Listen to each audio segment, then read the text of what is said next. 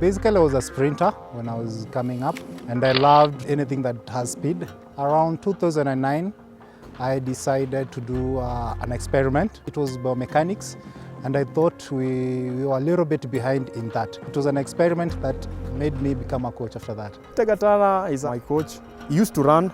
He was usually being beaten day in, day out. So he decided one day to sit down and watch all races, all meetings, and see what these guys usually do, so that he can go and do even him, so that he can improve his times. That's how he developed his coaching. It's not that we don't have sprinters. The problem is we don't have good coaching.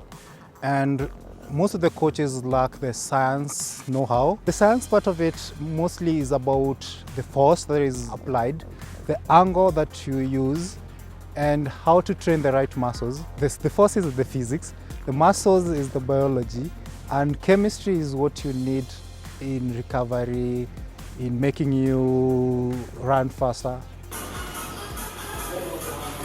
First twitch muscles are divided into two. 2B is a part of the first twitch muscles that gets exhausted very fast. So that's why you find that very good sprinters don't train very hard, because their muscles get fatigued very fast. Then you have 2A, its threshold for workload is a little bit higher, so they're able to train harder, but not as fast as 2B. I have like 6 very good sprinters. Caro Iganjo, she's a hurdler. She was unbeaten in the last 3 years, but she lost for the first time this year. We have Marco Otieno, he's the next big thing. We have Gilbert Otieno, we have Stephen Baraza, I have Peter Mwai, we have Vera Rore. 4 of them were in Congo for All African Games.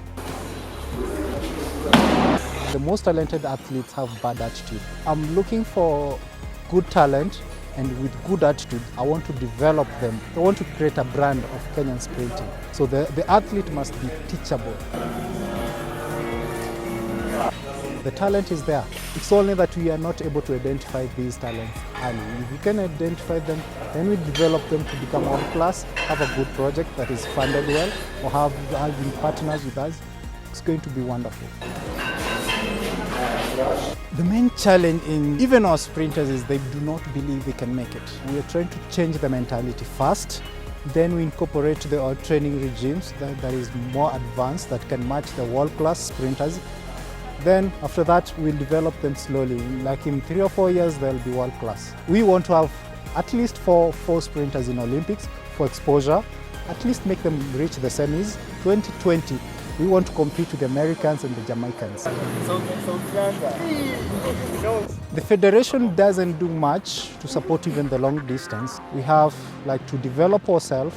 Then when you get to the national team, that's when the federation takes care of you. Before then, they don't.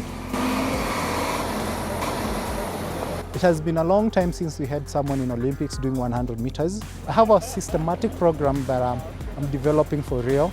I want to delay and have a very good foundation for strength, and that will be able to sustain us for the second part of the season. We need to be careful, very careful with the injuries. So we have a doctor, we have a physio, and then I have a nutritionist. Everything is going to fall into place if we remain injury-free. Most of the time I work with the young guys because I want to develop them. Most of them are not employed. We don't have a professional contract with them, athletes to pay me. If we can have companies who can work with us or partnership with us, we can market them in our jerseys. We can work in partnership that is mutual, that benefits everyone. For sprinters, they need to get exposed. If we can get our federation helping us in getting races outside, and if we can have people be able to get or hit the qualifying mark for Rio as early as March, then we can relax and try to think about heats and semis in Rio, rather than thinking about qualifying in the nationals or in the trials.